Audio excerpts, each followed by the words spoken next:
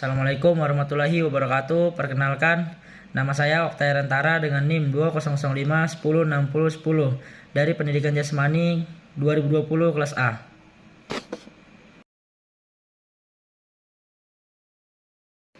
Saya di sini ingin mempresentasikan hasil dari PowerPoint yang telah saya buat, yaitu ada 3 materi. Materi yang pertama yaitu transformasi nilai melalui pembelajaran pendidikan jasmani dalam pembentukan karakter siswa abad 21. Pendidikan mempunyai peran yang besar dalam pembentukan karakter bangsa Indonesia. Pendidikan tidak hanya mentransformasikan pengetahuan saja, tetapi juga mempunyai peran dalam membentuk karakter bangsa. Dengan kata lain, pendidikan hendaknya membentuk insan yang cerdas dan berkarakter, sehingga akan menciptakan bangsa yang unggul dalam prestasi dan santun, berinteraksi sesuai dengan nilai-nilai luhur bangsa. Slide berikutnya. Abad 21 telah melahirkan generasi baru, yaitu generasi digital native, yaitu seorang yang sejak kelahirannya telah terpapar gencarnya pergencangan teknologi seperti perkembangan komputer, internet, dan sebagainya yang terkait dengan teknologi, di mana gaya belajarnya amat berbeda dengan generasi sebelumnya, yakni digital imigran. Perkembangan teknologi digital yang kian pesat membuat generasi digital native semakin dimudahkan dalam akses sumber belajarnya. Tantangan bagi dunia pendidikan khususnya adalah bagaimana memanfaatkan perkembangan teknologi tersebut agar dapat menunjang proses pembelajaran, terlebih dalam pembentukan karakter siswa. Slide berikutnya. Pendidikan jasmani di sekolah mempunyai peran unik dibanding mata pelajaran lain, karena melalui pendidikan jasmani selain dapat digunakan untuk pengembangan aspek fisik dan psikomotor, juga ikut berperan dalam pengembangan aspek kognitif dan efektif secara serasi dan seimbang. Beberapa kontribusi pendidikan jasmani dan olahraga dalam pembangunan karakter menurut Darmiati Juhdi. 1. Pendidikan jasmani dan olahraga dapat membangun keberanian. 2. Pendidikan jasmani dan olahraga dapat memperkuat keimanan. 3. Pendidikan jasmani dan olahraga dapat memicu sifat kerja keras. 4. Pendidikan jasmani dan olahraga dapat membangun kemampuan mengendalikan diri. 5. Pendidikan jasmani dan olahraga dapat membangun kerjasama. 6. Pendidikan jasmani dan olahraga dapat mengembangkan sikap adil dan bijaksana. Slide berikutnya yaitu 20 karakter dalam mata pelajaran pendidikan jasmani menurut Kemdiknas 2010. Nilai karakter dalam hubungannya dengan Tuhan: jujur, bertanggung jawab, bergaya hidup sehat, disiplin, kerja keras, percaya diri, berjiwa wirausaha, berpikir logis, kritis, kreatif dan inovatif, mandiri, ingin tahu, cinta ilmu, sadar akan hak dan kewajiban diri dan orang lain, patuh dan pada aturan-aturan sosial, santun, demokratis, menghargai lingkungan, nasionalis, dan menghargai keberagaman. Slide berikutnya yaitu kesimpulan. Pendidikan jasmani sebagai wahana dalam mencapai tujuan pendidikan nasional memiliki peranan yang strategis sebagai alat pendidikan dan sarana habituasi penanaman nilai-nilai yang terkandung di dalam pendidikan jasmani.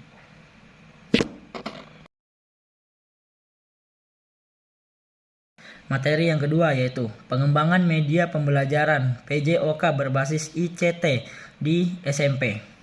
Pada era milenial sekarang, kemajuan ilmu pengetahuan dan teknologi iptek, khususnya teknologi informasi dan komunikasi ICT, demikian pusat kemajuannya. Sejalan dengan kemajuan ICT, pemerintah memberikan kewenangan dalam mengelola sistem pendidikan yang menekankan pada peningkatan kualitas dalam persaingan pendidikan di era milenial tanpa melupakan ciri dan karakter bangsa. Slide berikutnya. Dunia pendidikan dewasa ini memasuki era dunia media di mana proses cenderung ditambahkan pemakaian beberapa media yang lebih menarik dan memotivasi anak dalam belajar. Pada saat ini menekankan pada keterampilan proses dan active learning, konteks, dan fungsi media pembelajaran. Ada beberapa penekanan antara lain.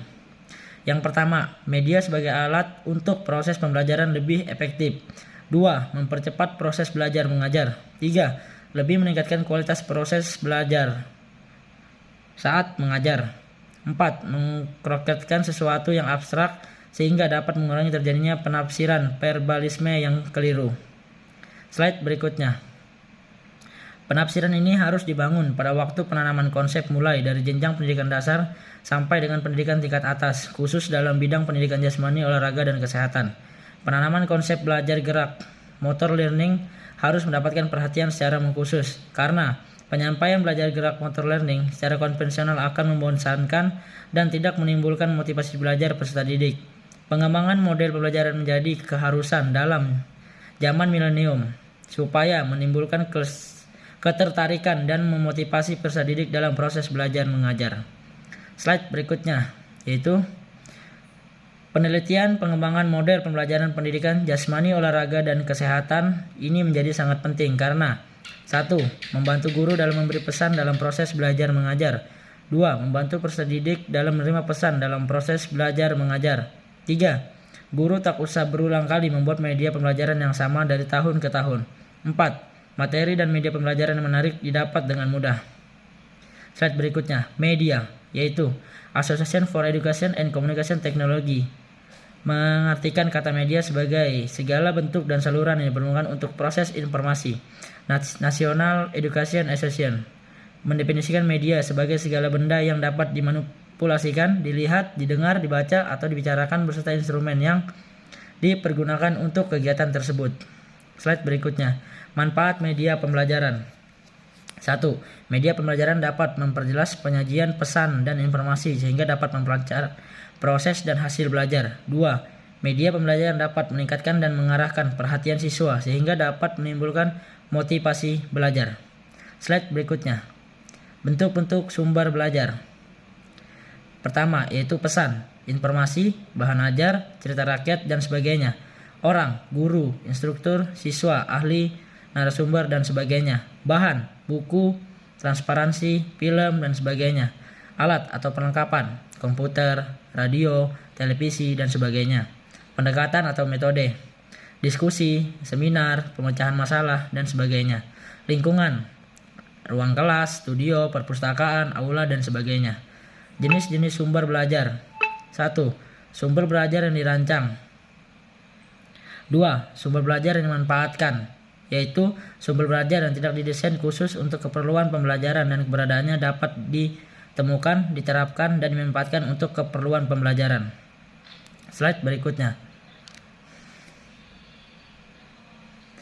Pembelajaran PJOK berbasis ICT pada zaman sekarang ini membawa perubahan paradigma yang sangat besar dalam dunia pendidikan. Perubahan paradigma yang besar tersebut terlihat secara nyata.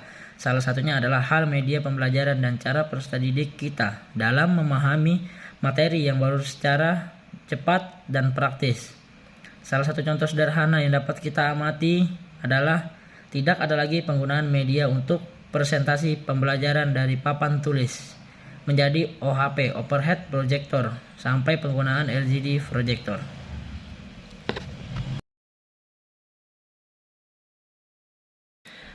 Materi 3, yaitu menjadi guru pendidikan jasmani, olahraga, dan kesehatan di abad 21. Guru merupakan profesi yang tugas utamanya membelajarkan dan mendidik peserta didik agar memiliki pengetahuan, sikap, dan keterampilan, sehingga pada saatnya nanti berguna bagi nusa dan bangsa. Guru pendidikan jasmani, olahraga, dan kesehatan merupakan salah satu profesi yang lingkup tugasnya membelajarkan dan mendidik peserta didik di bidang PJOK. Pembelajaran PJOK merupakan proses pendidikan yang kompleks melalui medium aktivitas fisik yang fokus pada pencapaian seluruh ranah tujuan belajar yang terdiri dari ranah kognitif, afektif, dan psikomotor secara simultan dikembangkan dalam sebuah rancangan belajar yang berkualitas. Slide berikutnya, karakteristik pembelajaran PJOK.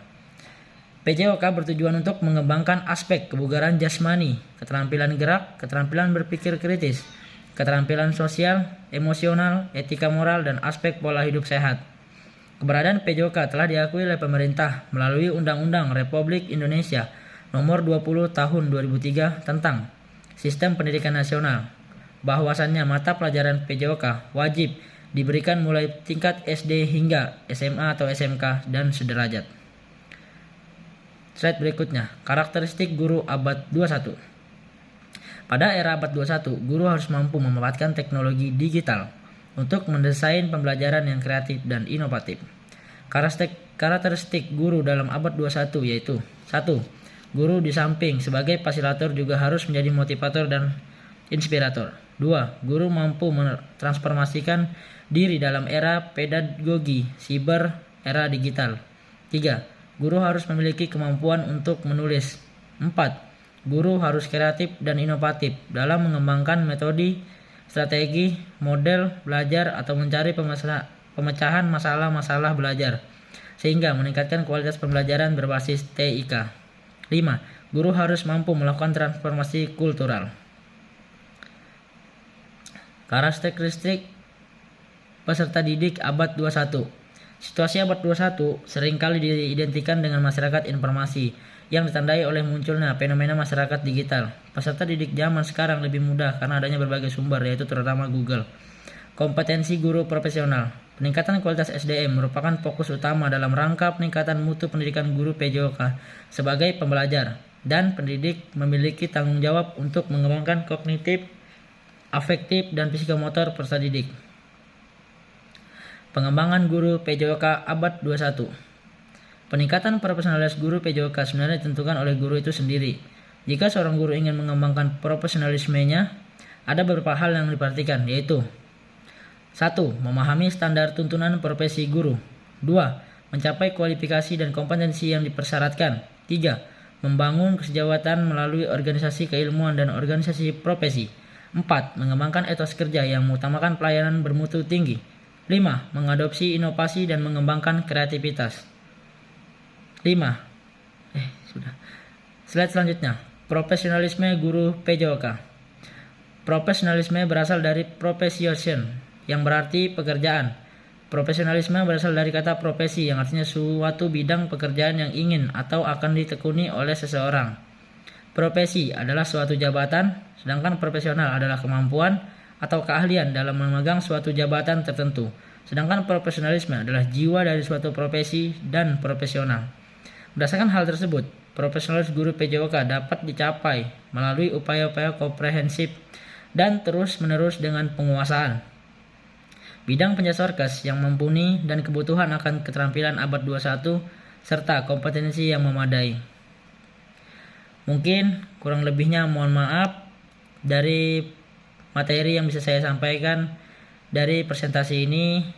Kurang lebihnya mohon maaf. Wassalamualaikum warahmatullahi wabarakatuh.